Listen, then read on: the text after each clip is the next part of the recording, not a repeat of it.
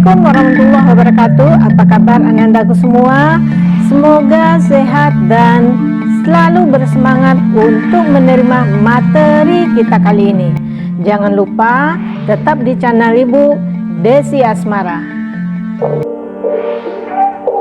Untuk kali ini kita akan membahas tentang gempa bumi atau istilahnya seisme.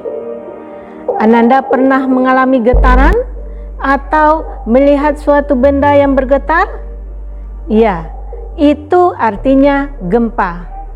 Kalau gempa bumi merupakan getaran-getaran yang terjadi di permukaan bumi akibat adanya energi dari dalam bumi yang secara tiba-tiba menciptakan gelombang seismik, sehingga menimbulkan getaran efek dari gerakan tersebut. Gempa bumi bisa disebabkan oleh pergerakan kerak bumi atau sering disebut dengan lempeng bumi. Dan sebagaimana sudah Ananda pelajari sebelumnya tentang lempeng, bumi kita ini memiliki banyak lempeng besar maupun lempeng kecil yang ada di permukaan bumi kita ini. Frekuensi antara gempa antara satu wilayah dengan wilayah lain mengacu pada jenis dan ukuran gempa tersebut, selama periode dan waktu kapan terjadinya gempa tersebut. Sekarang kita lihat yaitu gempa bumi berdasarkan penyebab terjadinya. Ada 3. Yang pertama, gempa secara tektonik, gempa secara vulkanik, maupun gempa secara runtuhan. Mari kita bahas satu-satu. Yang pertama yaitu gempa tektonik. Gempa bumi ini disebabkan adanya aktivitas tektonik, yaitu pergerakan lempeng-lempeng secara mendadak dan mempunyai kekuatan yang sangat kecil hingga sampai sangat besar. Gempa bumi banyak menimbulkan kerusakan dan bencana alam di seluruh permukaan bumi, bukan hanya di Indonesia. Negara-negara yang dilalui oleh jalur lempeng otomatis akan merasakan bagaimana efek dari gempa tektonik ini. Gempa tektonik ini disebabkan oleh pelepasan tenaga yang terjadi karena pergeseran lempengan plat tektonik seperti layaknya gelang karet, kemudian ditarik dan dilepaskan secara tiba-tiba. Tentu akan menimbulkan gerakan dan getaran yang maha dahsyat.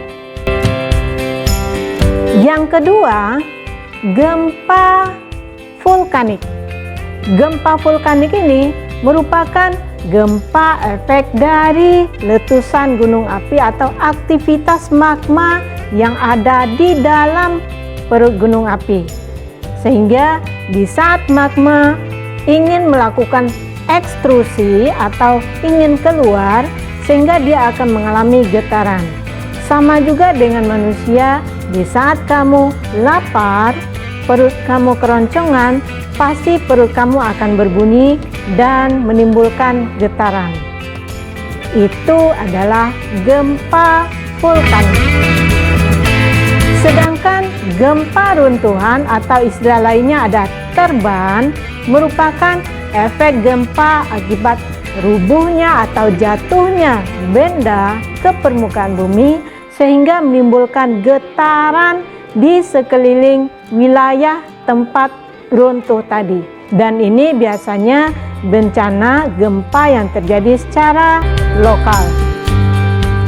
Selain itu, ada juga istilah gempa bumi tumbukan, konvergen atau bertemu.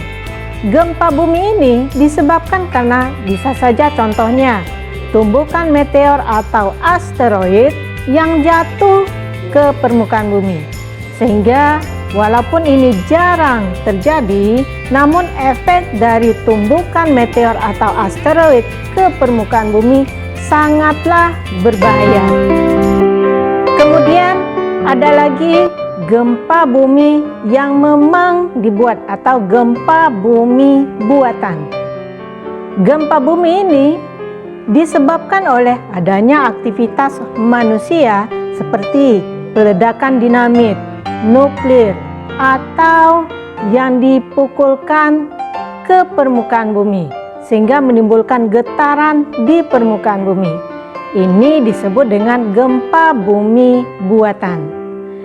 Ananda bisa mempraktekkan gempa bumi buatan ini salah satunya dengan yang ada di sekitar Ananda sendiri, yaitu apabila meja dipukul pasti akan menimbulkan getaran terhadap meja tersebut. Itu adalah salah satu contoh gempa buatan. Untuk lebih mendalami tentang gempa bumi, bagaimana kedalamannya, sekarang kita lihat gempa bumi berdasarkan kedalamannya terbagi atas 3. Yang pertama, gempa bumi dalam. Gempa bumi dalam, gempa bumi yang hiposentrumnya atau pusat gempa di dalam buminya berada lebih dari 300 km di bawah bumi atau di dalam kerak bumi. Gempa bumi ini biasanya dan pada umumnya tidak terlalu berbahaya. Yang kedua yaitu gempa bumi menengah. Gempa bumi yang hiposentrumnya berada di antara 60 sampai 300 km di bawah permukaan bumi. Gempa bumi menengah ini pada umumnya menimbulkan kerusakan ringan dan getarannya memang lebih terasa apabila kita bandingkan dengan gempa bumi dalam.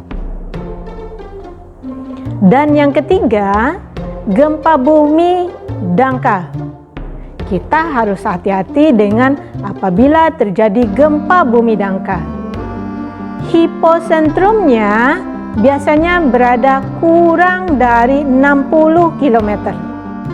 Dan biasanya gempa ini mengakibatkan kerusakan yang sangat parah.